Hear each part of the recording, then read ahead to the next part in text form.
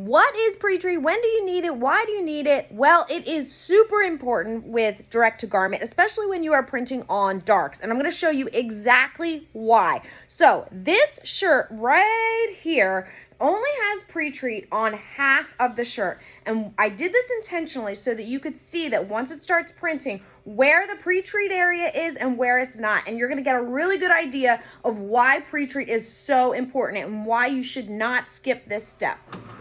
All right, so here goes. Our shirt is printing. I'm going to take you over the top so you can see what's going on. You can see only half of the design is actually printing. It's only printing on the area where the pre-treat is.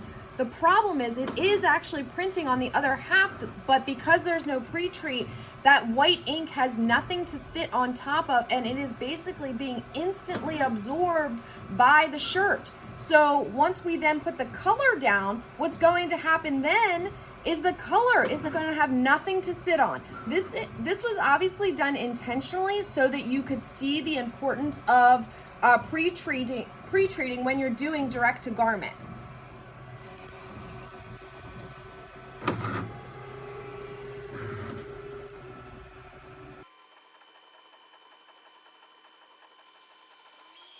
If you don't think pre-treat's important, take a look at that.